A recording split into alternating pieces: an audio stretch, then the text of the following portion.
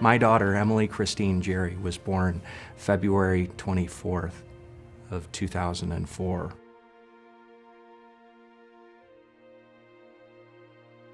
She was playing in the backyard with her brother and sister, Nate and Catherine. And I noticed that every so often, Emily would stop and grab her side and wince. After witnessing this occur 3 or 4 times during the course of the afternoon, neither one of us as parents really thought much of it, but we knew that we needed to take her in to have her checked out. We took Emily to a leading pediatric facility in Cleveland, Ohio, and they had decided to run Emily through the MRI scanner. And there was a grapefruit-sized mass in Emily's abdomen. They prepared us to expect the worst. They set our expectations, expect that your little girl is going to lose a significant amount of weight during the course of treatment. She's going to lose her beautiful blonde ringlets. She'd be vomiting, most likely, and things of that nature. She didn't start losing those beautiful blonde ringlets of hair until January of 2006. But I knew in the back of my mind that quite possibly the tumor wasn't responding to that course of treatment. So the decision was made to run Emily through the MRI scanner again. Emily's tumor had completely disappeared.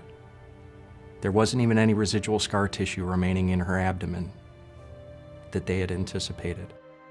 A miracle had occurred. And those are the caregiver's words, not mine.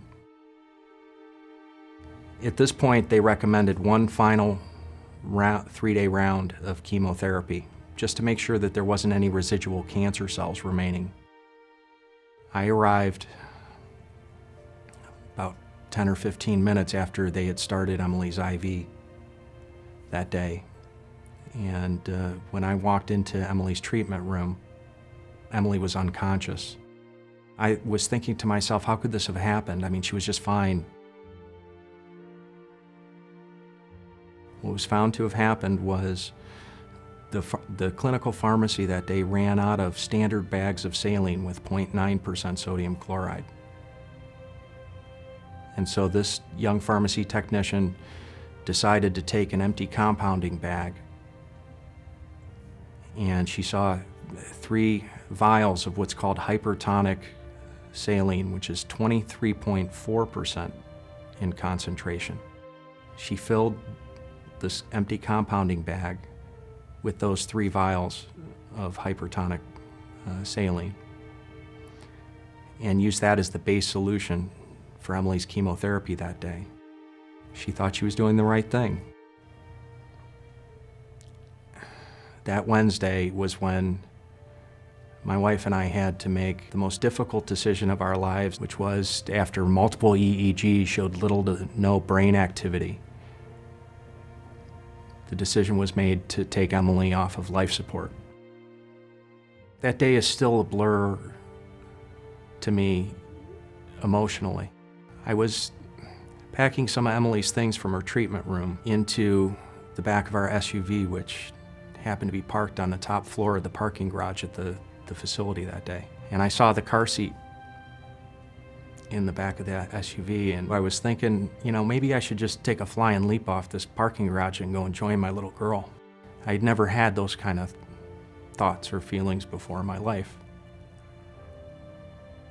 And it was almost at that moment that I decided to embark on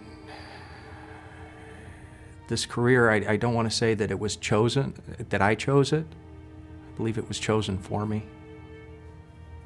And worked so passionately through my advocacy efforts to try to find or be an active part of the solution to preventable medical errors. And so in striving to be part of the solution, I've been working very hard through the programming of the Emily Jerry Foundation.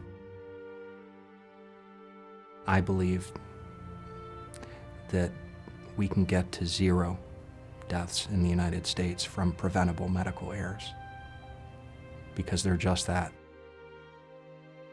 preventable.